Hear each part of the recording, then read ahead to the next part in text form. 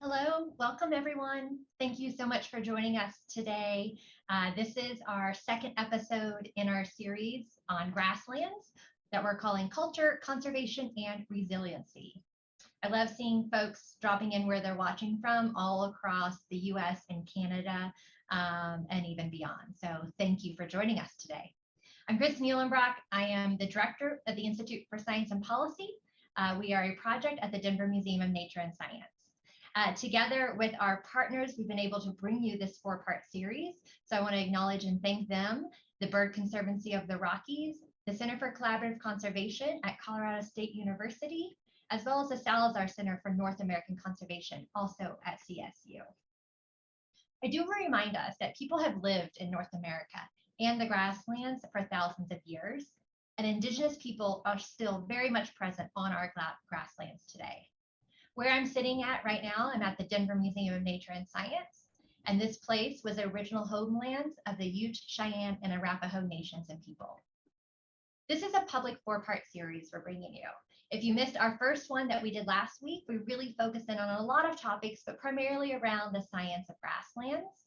We do have a video recording already available for that if you want to go ahead and watch that. We are bringing you this four-part series because it's part of this larger effort that's been going on called the Central Grasslands Roadmap.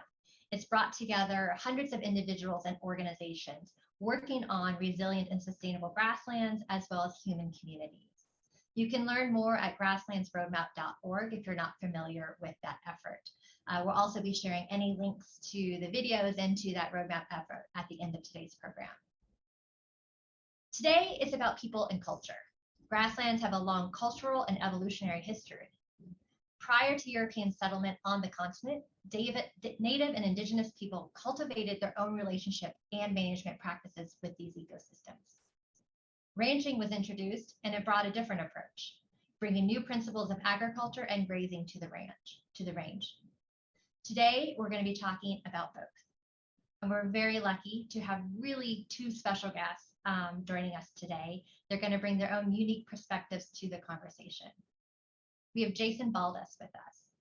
Jason is an enrolled member of the Eastern Shoshone tribe. He received both his bachelor's and master's degree in land resource and environmental studies from Montana State University, where he focused on the restoration of buffalo and bison to tribal lands. He currently serves as the president and executive director of the Wind River Tribal Buffalo Initiative and the tribal program, and is the tribal program buffalo manager at the National Wildlife Federation Tribal Partnership Program. He's also serving as an adjunct professor and in the boards of multiple organizations.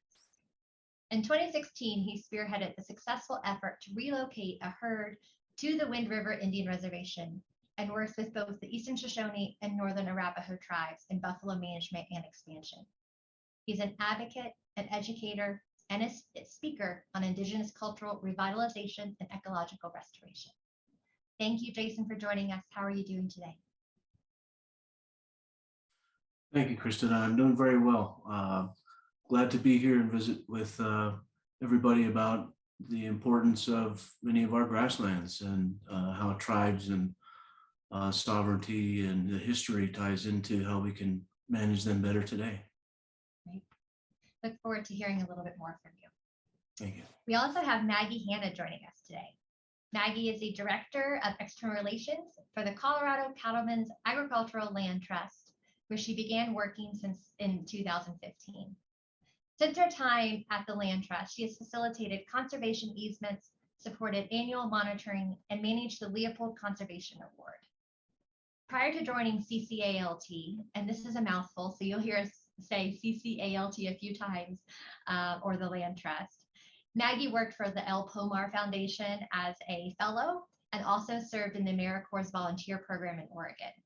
Maggie received her bachelor's from Trinity University in History and Urban Studies and completed a graduate certificate in ranch management from Texas Christian University. She was recognized by the Denver Business Journal's 2021 Who's Who in Agriculture. In addition to her work with the Colorado Cattlemen's Agricultural Land Trust, she also manages her family's fourth generation cattle operation southeast of Colorado Springs, Colorado. Thank you, Maggie, for joining us today. How are you doing? Thank you, Kristen. It is an honor to join you and Jason here today to talk about people and cultures of the grasslands. As you noted, I am a fourth generation cattle operator in Southern Colorado. We have since the 1940s existed in this community, and for 2 generations prior, we're located in north central New Mexico. So the grasslands have been connected to our cattle operation for many generations. I have the unique opportunity of a dual career in that I have the opportunity to be involved in our cattle operation and support farm and ranch land conservation around the state of Colorado through my work at the Colorado Cattlemen's Agricultural Land Trust. CCALT was founded in 1995 to deliver conservation solutions to Colorado's farm and ranch families. One of the things, and we will see it largely in the grassland conversation, is how important having private lands conserved is as we look at the patchwork of public lands, tribal lands, and other large landscapes, and ensuring that we are protecting functional ecosystems and landscapes for the future. Thank you. I'm glad to have both of you joining us here today. Just one quick housekeeping note for our audience who's joined us. If you open the chat, that's going to be where you can ask questions of our guests. Anything you're curious about, let us know. We will do our best to work those questions into the conversation.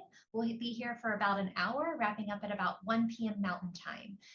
I'm going to send you my apologies in advance if we don't get to all your questions. It is a large audience today, but we will do our best to work as many as we can into the conversation. So let me just start and ask both of our guests, and maybe I'll start with Jason and Maggie. You can elaborate and follow on a little bit more to talk a little bit just about who you are and sharing with our audience about your connection to grasslands. Jason, would you start for us, please? Yeah, sure. Thank you. Again, glad to be here. And my name is Jason Baldus. I'm a member of the Eastern Shoshone tribe from the Wind River Indian Reservation in Wyoming. I received my undergraduate and graduate degrees at Montana State, go Bobcats, and I've continued to work on or focused on tribal buffalo or bison restoration throughout my academic career. And you hear me say bison and buffalo interchangeably. Bison is obviously the scientific term for the animal.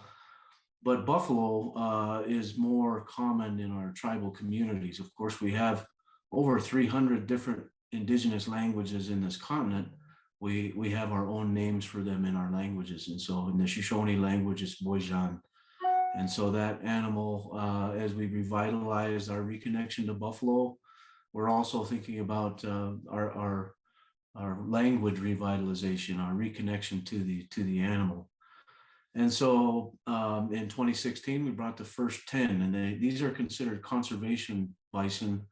They have the most reputable genetics. Of course, when Lewis and Clark came west in 1804, they witnessed 30 to 60 million bison. But by 1902, there were less than 1,000 in the States, and they say that there was 23 or 24 left in Yellowstone. And so those Yellowstone genetics are very important today as we improve the heterogeneity, the herd health of many of our conservation populations. Because if you look at the number of bison in the United States, it's around 800,000 or so. 95 to 98% of those animals have cattle gene introgression. So the bison genome itself is under threat. There's less than 25,000 conservation bison. And so the Wind River tribes, the Eastern Shoshone and the Northern Arapaho, who share the Wind River Reservation, we've been able to build programs simultaneously, collaboratively, to move towards a paradigm shift of managing these animals on the landscape as a wildlife species protected under our own tribal codes and regulations. And so today we have to go to parks and refuges and private ranches essentially to see bison.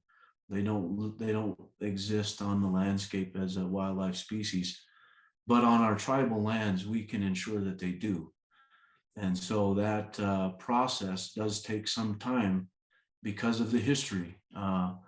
And that history is somewhat not always positive. And so the land base of the tribes has diminished significantly since Europeans and settlers, pioneers arrived in our territory. And just to share with you real quick, I can pull up a map here that shows the 1863 Treaty of Fort Bridger. This is overlaid on a modern map that shows where some places you may know, Salt Lake City, Pocatello, Jackson Hole, Wyoming. This was in the original territory and treaty of the 1863. Only 5 years later, largely due to the Oregon Trail, the Santa Fe Mormon Trail, the reservation was reduced by 41 million acres. There were subsequent losses of lands and imposed land use systems that were forced the tribes into agriculture, into cattle and grazing. These land use systems are different than what was here for millennia because our people were ecologically based. Our health and wealth was directly related to the biodiversity of plants and animals that were in our territory.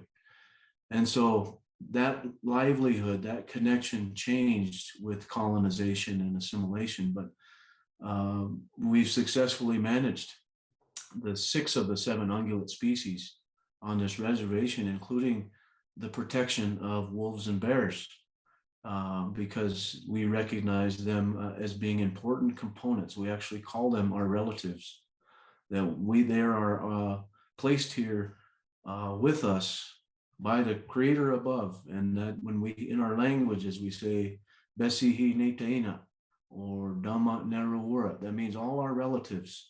And that means not only our 2-legged relatives, but also the 4-legged, the winged, the furred, even the ones that crawl above and below the ground. Because that is our perspective on our connection. And that really, it ties well with conservation, our understanding of ecology and in environmental science that teaches the interrelatedness, the interconnectedness of all of these components in this living system that we're all part of. And so it is a paradigm shift. It is a process to get towards managing bison on the landscape as wildlife, because it's a very, these systems have been in place for 130 years, and dismantling or decolonizing our land use is somewhat takes a little bit of time, and partnership and collaboration is making that possible. So it's very rewarding to see buffalo coming back in a way that's not only culturally meaningful, but also ecologically, that we're restoring keystone species to the landscape for integrity.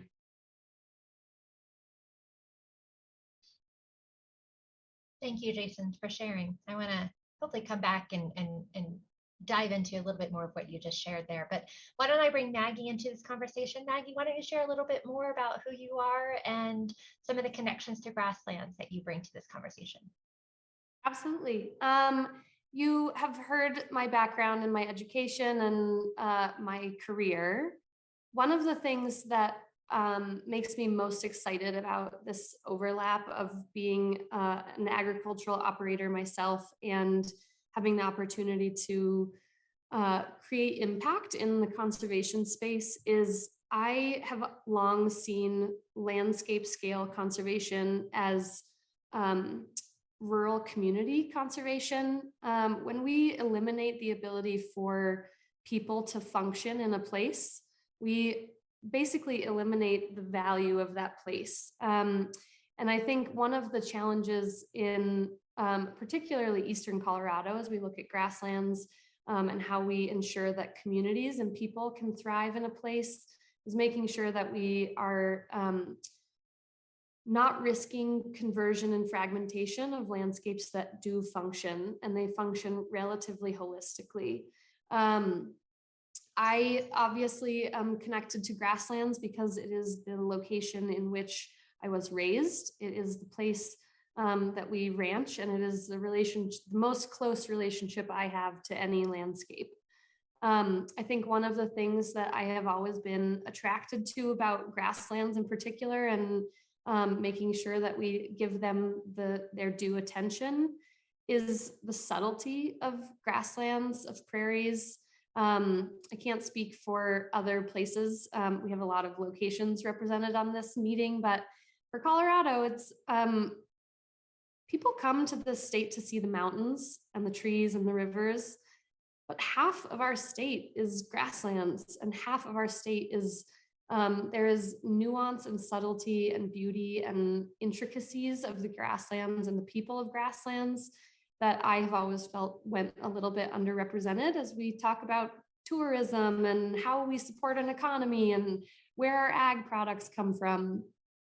So my interest in the grasslands has largely come from a space of conserving an ability to support rural communities. I was raised here on the Hanna Ranch, 7 miles southeast of Fountain, Colorado. So I am really quite close to the Front Range of Colorado. I was born into a ranch family. My dad was an interesting character in that he made a lot of people uncomfortable and was making an effort to build bridges between the agricultural and environmental communities, which for those of you who have followed this conversation for any length of time in the 80s and 90s was not a super friendly conversation. I think in the long run, one of our greatest challenges of landscape scale management is vocabulary. We all have a vested interest in seeing these lands through to another generation. And I think that was a really important lesson for me as a child. My dad passed away when I was young, so I have a sort of unique opportunity to be an incredibly young operator without the mentorship necessarily of the generation ahead of me. I think that has opened the door for me to make a lot of mistakes and to look at this land and learn how to listen as an operator, because this becomes my mentor. This land becomes my mentor, and this is my connection to a generational past. But it is also my future, and it has brought me into a lot of conversations that are incredibly uncomfortable. For those of you not in Colorado, I will share, we are having a huge conversation around renewable energy, and we have immense pressures to convert grasslands of Colorado to solar power, which eliminates a human relationship to that landscape, and it becomes just a commodity producing a utility for our urban centers. And so how do we protect these functional ecosystems and functional landscapes in a way that can also see the future and support another generation down the road? So that is my connection to land and grasslands and this small little cow-calf operation on the Front Range of Colorado. Thank you, Maggie. I appreciate it. I appreciate both of your all's connection and personal stories here. How about we take this into thinking a little bit about history? It's so important to understand the history. Jason, you shared a little bit about some of the original treaty in 1863 and the impact that had when that treaty was downsized, the land was downsized a few years later. But perhaps in relation to our understanding culturally and personally to grasslands, have there been some significant moments that you would like to touch on that would help share for our audience kind of that history about understanding that and why they're important today as they have been important throughout history? Looking at both of you and whoever wants to chime in first. Jason, why don't you start, and Maggie can follow along, please. Yeah, I think a lot of about the way that my people used to live sustainably on the landscape, and they would venture to grasslands, to mountains, and being in Wyoming, we're part of the edge of the Great Plains. We have short grass, prairie, high desert shrub grasslands, and that is a unique ecosystem. But if we try to talk about the way that people lived, we often hear nomadic, and that is a term that we go to often to describe the way that my grandmas and grandpas lived. But if you look up the term, it actually in some definitions says wandering aimlessly. But they definitely were not. They knew exactly where they were going at certain times of the year and for what resources. They would be for different animals to hunt. It'd be for different medicines or tools that could be gathered. Some of our neighbor tribes have lived in the grasslands for a very long time and adapted very well to some of the harsh environments that are there. There's certain plant species that grow to the size of 80 pounds, and if you know what this little flower is that's peeking out of the ground, you would know where to dig and find this root that could feed your family for an extended period of time. There's certain plants that bloom that can indicate when others food plants are available and ready. So the knowledge that the people had about the grassland allowed them to coexist for millennia and have a very intricate relationship with the foods and the medicines and the things that lived on and were part of those grassland ecosystems. Our Shoshone people, we ventured to the grasslands at certain times of the year, and then to the mountains at certain times of the year, and then settled in the winter at certain times. But it was a cyclical understanding. The understanding that seasons and cycles dictate your life was part of this understanding of the cosmos. The sun that moves across the sky is tied to the cycles of the moon, which the summer solstice, the equinox, all of the seasonal changes were very well understood, and they moved based on those cycles and seasons. And if we look across the planet, the most abundant symbol that we see is a circle. You see it when you throw it in a rock in the water. A bird builds its nest that way. The people understood that everything happens in circles and cycles, and that worldview really dictated where and what they did and for what purposes. And so we need a new term other than nomadic, but that grassland ecosystems were very, very important to many, many tribes for a very long time.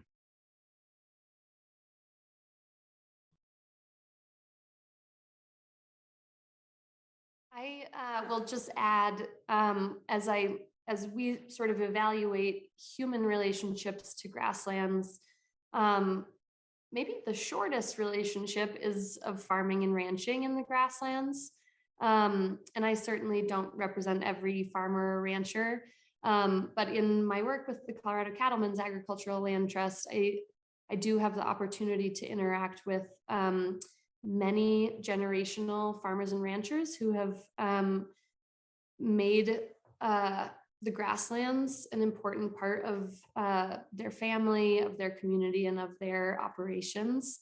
And I think, one of the most curious parts about the lessons we learn every day as people is our collective memory to the lessons learned. And I think one of the spaces that I worry about now, there are several studies around the acreage lost every year to conversion of grasslands in North America. And I just saw one on the National Fish and Wildlife Foundation's website about between 2014 and 2018, we were losing almost 4 acres of grasslands every single minute.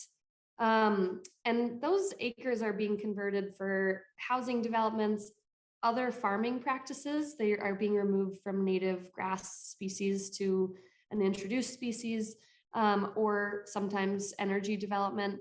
Any number of conversion factors exist. And, you know, we just learned this lesson. I obviously wasn't alive for it, but within our collective memory, the Great Plains have navigated the Dust Bowl. And so we know the lesson of converting native prairie grasslands. And the fact that here we are presenting these opportunities again, because there are financial incentives to conversion, is a really scary factor of human relationships to these places. And, you know, I don't aim to solve the solution of capitalism, and that there are financial incentives to specific outcomes. But I do think one of the things that I hope we can take away collectively as humans is that humans have made life in the grasslands for thousands of years. If we can remember how to function cyclically, like Jason mentioned, and be responsive to what the land tells us, and when the seasons change, and what we can produce, and how we can interact with landscapes. I do think there are opportunities to come back to a place where humans function, have a high functioning relationship with grasslands. But I do sometimes worry that, you know, we learned this lesson in the 1930s, and here we are again, pressuring native prairie grasslands under current management to convert to another use. So the human interaction on the farm and ranch side is a relatively short history in the grand scheme of things. But I do think, like I mentioned earlier, we do all have a vested interest in seeing these places through to another generation. Thank you both. Very well said. I want to pick back up, and we'll start off with Maggie, and Jason, please chime in too. I'm wondering if you could share with our audience, you started to talk about some of the economic incentives to not keep grasslands, to convert them to something else. Could you both provide examples of both some of the economic and livelihood benefits that grasslands provide to either the ranching community, the rural community, Maggie, as where you said, and Jason, to the Shoshone tribe? Make this very tangible for our audience. What are the current benefits of maintaining those grasslands?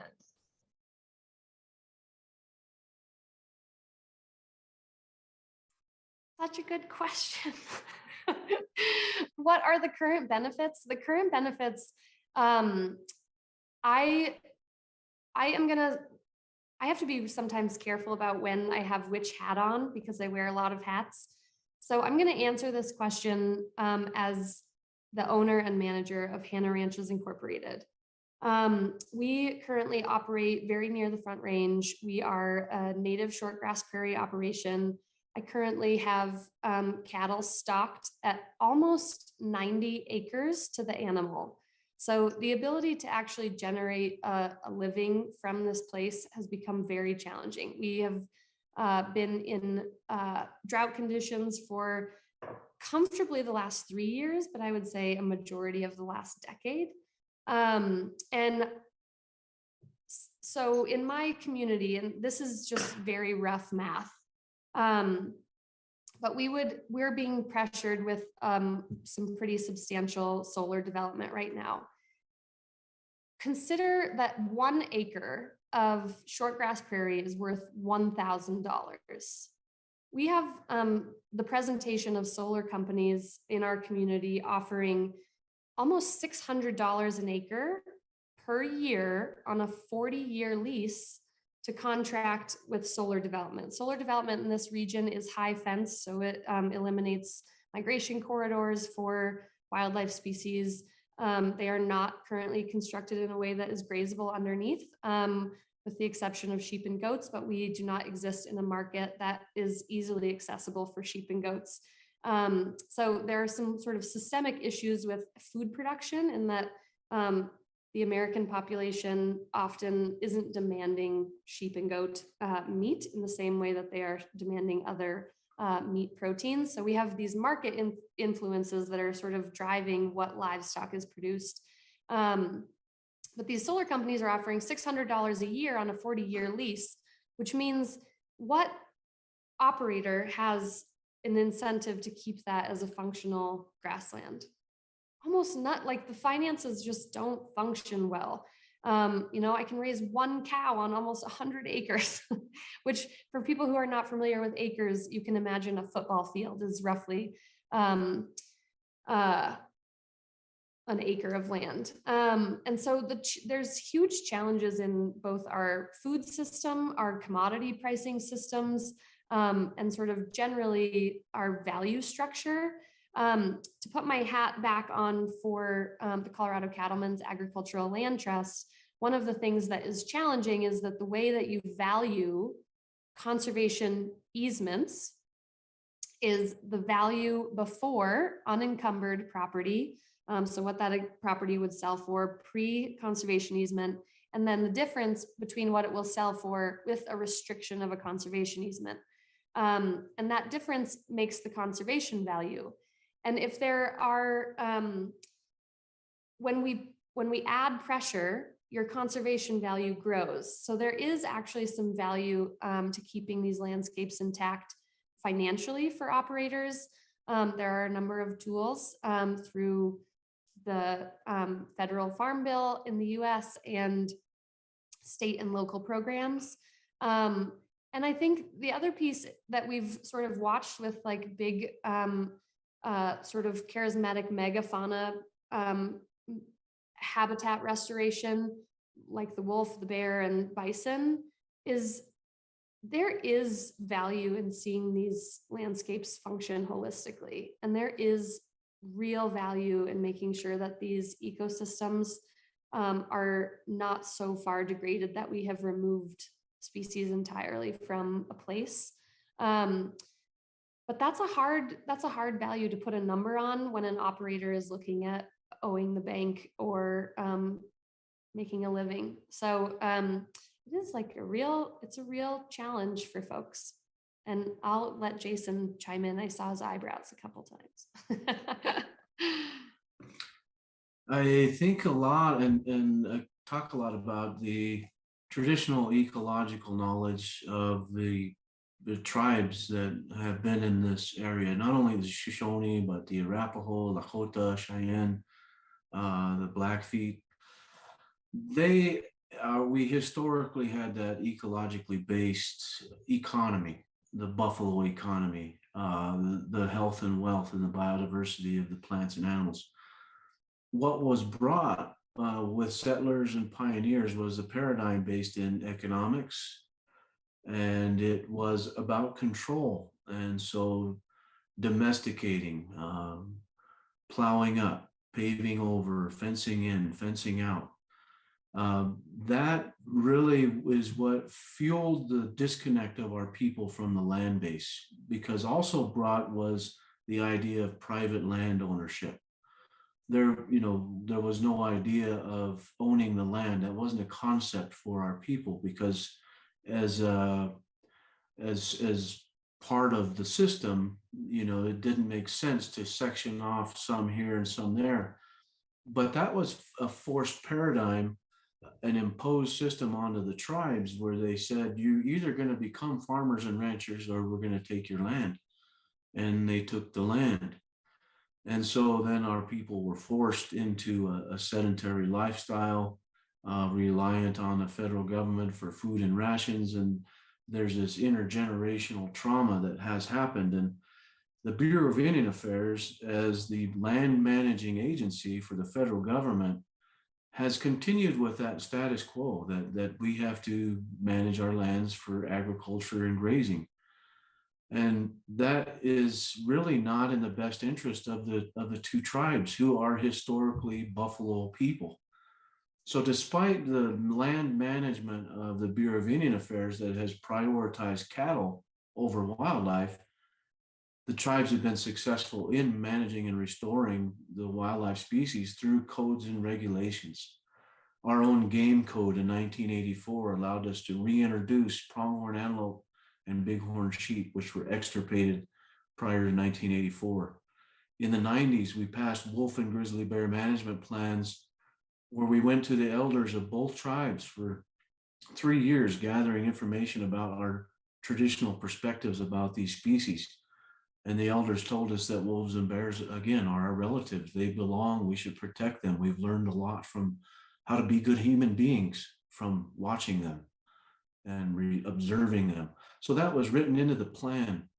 And that's where we have a good example of traditional ecological knowledge mending well with modern wildlife management and conservation, where we look at a holistic land management policy where we can shift from a priority in cattle to that of wildlife habitat or bison restoration in some areas, like the mountains or in riparian areas where there shouldn't be cattle.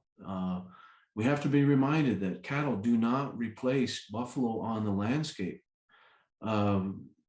Bison, many don't know that there's 4 extinct species of bison, going back to latifrons, which had a 15-foot horn span and was 10 feet at the shoulder. One of our sister tribes over in Idaho recently found a latifron skull on their reservation, 350,000 years old.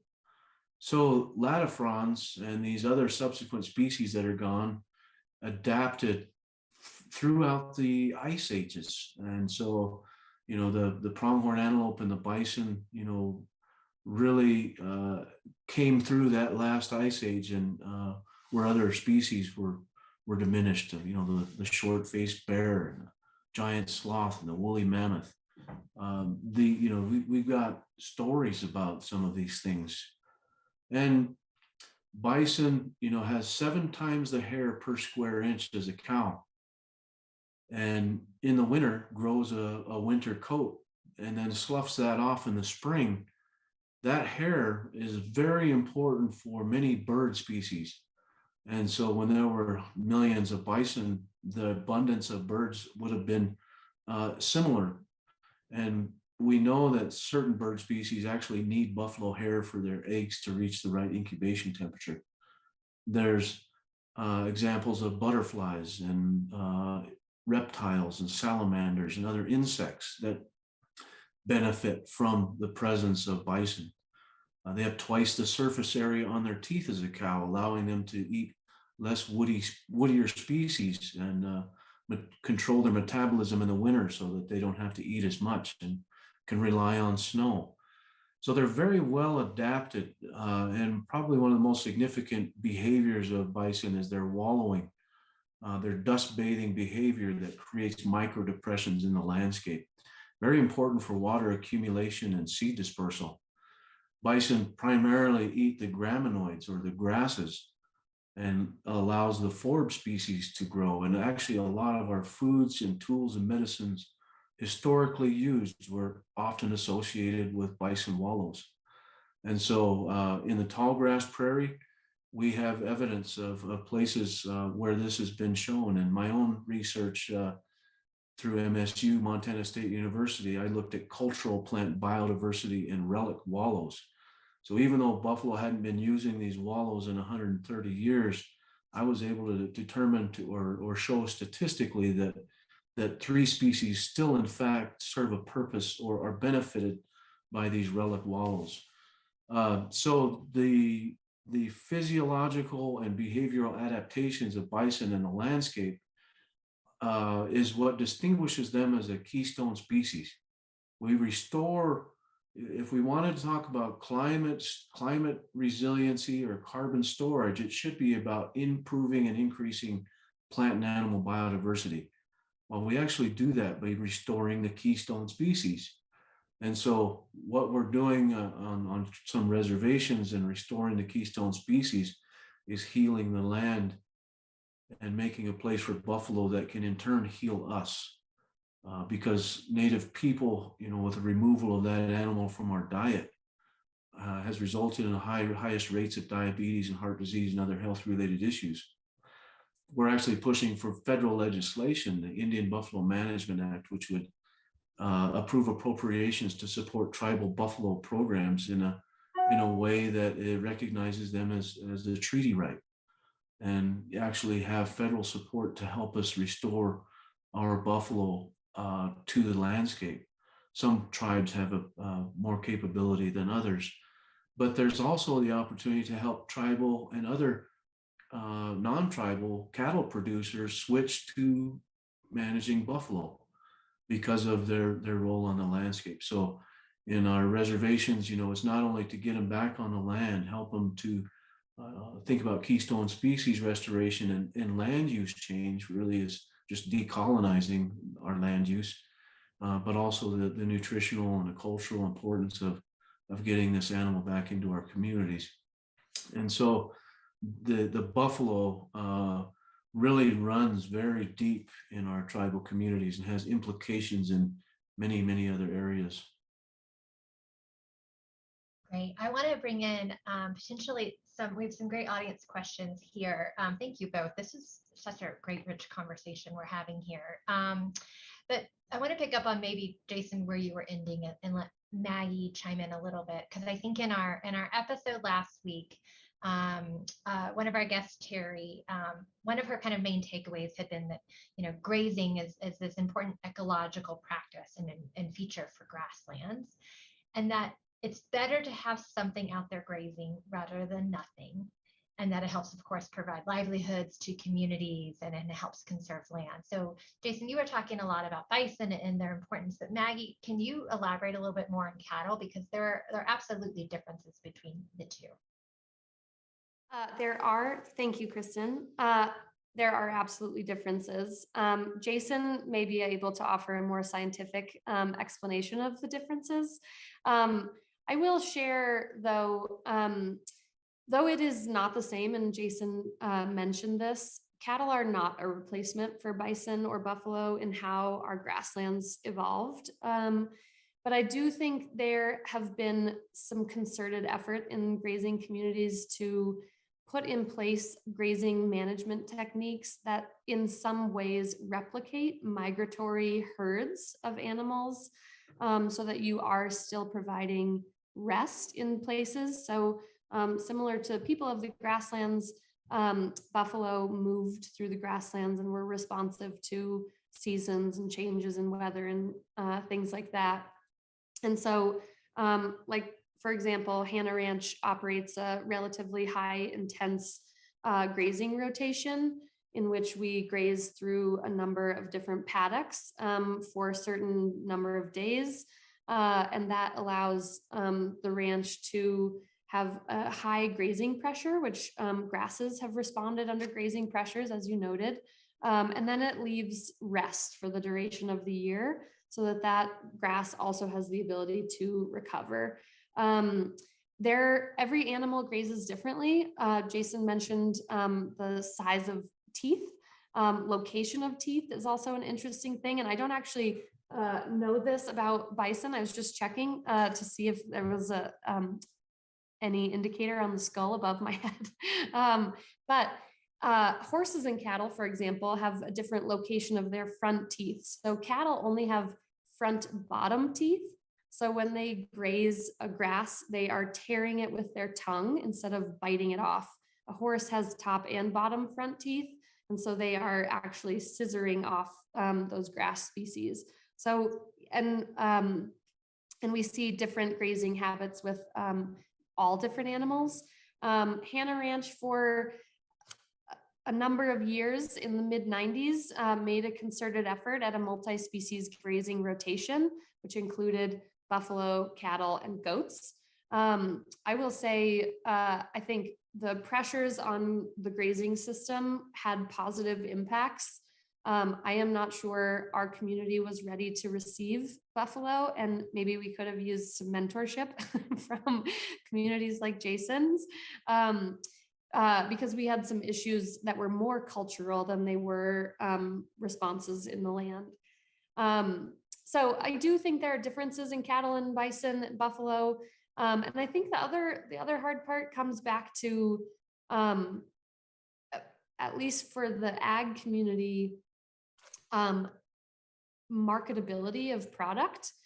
We have a large buffalo operator in northern New Mexico, and even to get buffalo processed for to distribute to a direct to consumer meat protein market, they are sending buffalo from New Mexico to Brush, Colorado to have them processed. So there are challenges in systems that we have put in place in the agricultural community that create pretty dramatic challenges for making a transition in livestock and how we operate in terms of what animals we are grazing and how those animals function in a landscape and in an operation. So I will let Jason add differences between bison and cattle. That was a pretty good answer there. I don't know how to really really think about that other than in terms of grazing pressure and intensity. And what comes to mind for me is the Yellowstone and really the carrying capacity, because previously the carrying capacity has been somewhat under pressure politically to be a lower number than really it can be. And there's a new environmental impact statement where there's three alternatives, really. One, keeping the bison population as it is, which is actually about 5,000 right now. And second alternative is to increase it to 6,500. And then the third alternative is even up to 8,000. This is because of a study by Chris Jeremiah in the Yellowstone, who has indicated that intense bison grazing is beneficial for the regrowth of plant, as Maggie mentioned. So that intensity is very important. And then rest is also important. And so bison, if they have a large enough landscape, rotationally graze on their own. And their instinct is to graze and move. And so if you think of the Avery method or some of the modern agricultural approaches to mimic, this, it is actually just mimicking what bison do automatically. One of the things I'm trying to do here at Wind River is to get a large enough land base, because we haven't got them to the status as wildlife yet. But until then, we can continue to piece together as much land as possible. I've got about 2,000 acres right now for 65 animals. But really the goal is to remove the interior fences then. And so, there's several properties that have been pieced together that are contiguous. And as we remove those interior fences, then they can move independently in there. So we're working with a couple programs to look at those ecological changes using remote sensing technology, because we know bison will increase plant and animal biodiversity. Then we should be able to measure that in reflectance, or utilizing our remote sensing technology now to show that. And really one of the goals could be carbon credits, that bison restoration is a form of carbon sequestration, and that can actually assist in helping fund some of our buffalo restoration projects as we start to get to more large scale buffalo changes. And there's 76 tribes that are members of the Intertribal Buffalo Council, and across there is a very varying spectrum of what tribes can do. Some are in it for the economics. Some are in it to feed their school lunch programs. Some manage a commercial herd and a conservation herd. Very few tribes, though, have a large enough land base to manage bison in what we could call a wildlife setting, free roaming on hundreds of thousands of acres. The potential for that exists here if we can think of buffalo as wildlife and make the protections happen as such. And it isn't to market the meat. There's the Wind River Tribal Buffalo Initiative, which is a newly established program to work closely with both tribes. The mission really is to reconnect our youth and community with buffalo. And so when we do a buffalo harvest, we ensure it's a field harvest because that is the most culturally appropriate way to handle that animal, to take it where it is, not to round them up and put them on a truck and ship them to the slaughterhouse. That is, to us as tribal people, somewhat inhumane. And that's why there's a problem with some of the with the USDA, for example. We've been trying to push these mobile processing units that could be available to tribes so that, the 76 tribes of ITB scattered across various regions could utilize these mobile units and harvest in the field enough animals to get back into our people. So, for here at Wind River, we won't sell the meat, but we will facilitate the harvest and the cultural reconnection of how we use that animal from the hoof up, and then ensure that that meat gets out to our elders and disabled folks and community members for free. That this is a way to incentivize getting that back into our diet again. And, our traditional foods, and that kind of revival of being healthy, living, balanced lifestyle is about returning and healing ourselves. And, you often hear about what we do to the land, we do to ourselves. And so, if we've taken down fences and we're restoring buffalo and we're restoring the integrity of our rivers and making sure that fish have clean water, that's all going to reflect on us again, because what we do to the land, we do to ourselves. Restoring that buffalo is very important for our cultural reconnection and for our food source. Thank you. We've got about 8 minutes left here. I'm going to work in this audience comment. I'm going to read it, and then it'll play into both some things you both are talking about, and perhaps you can share and enlighten our audience with a little bit more thought around this. But one of our guests comments that they have 5 acres, noting it's more than most in the Fort Collins area. And it has been like pulling teeth from cats to try to learn how and what to do to rehabilitate and preserve this small space. If it's hard for me, someone looking for it, it must be very hard for an urban dweller or someone else to recognize and feel the need to act. It kind of reflects some other comments that we've been seeing here in the chat, and both of what you all are talking about of potentially some policies and some positive directions of things that are moving, and how do we incentivize some of this need to both think about conserving and rehabilitating lands. Could you share some of that stuff that you see as moving in the right direction in this regard? And what is allowing us to move into this hopefully a better direction?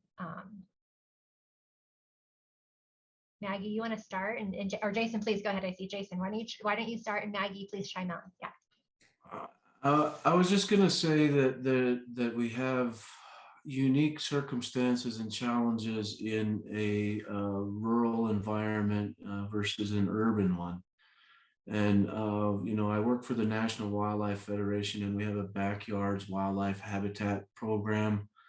Perhaps that's an avenue to look into assistance in, preserving some of the natural setting of that 5 acres. And so that would be an avenue for a smaller land base like 5 acres. But in terms of larger landscape, land use change, we have to think again about shifting from an economic priority, whether that's oil and gas and development or grazing, and really that really doesn't even fit. But if we thought about it in terms of the ecological integrity, if we valued that more than what the dollar brings in, and then I think that it becomes more of an obligation rather than a right.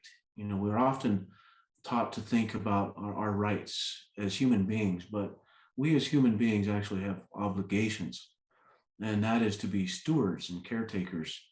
That is more evident in our tribal communities, and that's due to the connection. You see it across Indigenous communities across the planet, about the importance of food, taking care of our food, taking care of our water, and those being priority over the bottom line. I am going to respond to this question wearing my CCALT hat. So private lands conservation is certainly an option. I think as you look at restoration, I think one of the challenges with the term conservation is that it's really big and it means something different if you're talking about conserving a conservation bison herd or a conservation easement or river conservation. I would note in my personal life, I sit on the conservation district board in my local community. I would encourage folks to reach out to local resources like soil conservation districts. I know that there are a number up in Larimer and Weld County. Fort Collins is cool because you have CSU in your backyard. And Colorado State University Extension has a lot of really impressive resources for landowners who are working on doing some private conservation in their own space and time. And I think the other piece, the piece that is challenging for cattlemen's, we do large landscape conservation. So to date, in the last 27 years, Colorado Cattlemen's Agricultural Land Trust has conserved 705,000 acres of working lands around the state of Colorado. Those lands are still owned and operated by private operators. They are components and or the entirety of agricultural operations. We do not, we are looking at conserving functional working lands. And so urban acreage is sort of out of our wheelhouse, although there are a number of land trusts and conservation organizations working in that space that could be resources. So I'm happy to provide additional resources, but how do we create engagement and what is the future of these conversations? I think one of the really hard parts about the fact that we have commoditized our relationship to land is that it's hard to extract from that relationship.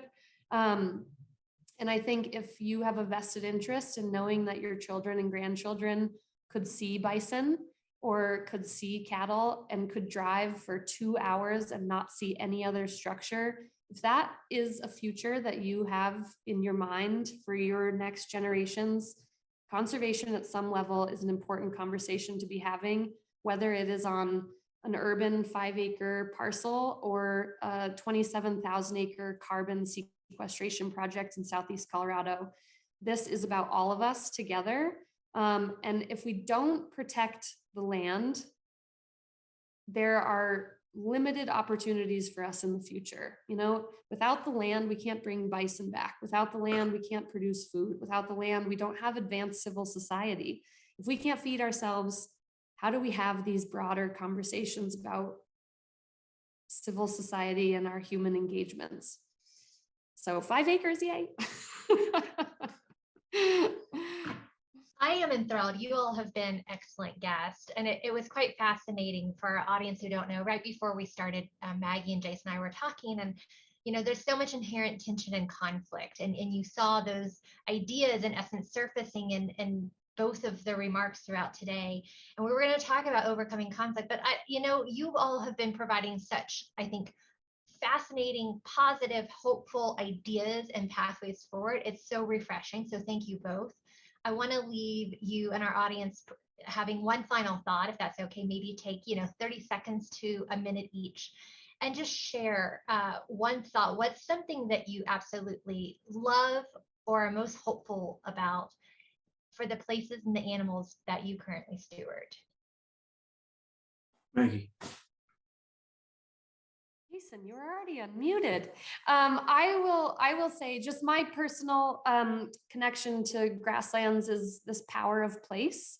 I think people who for generations have carved out a life in a really tough environment, there is something special about who they are as people.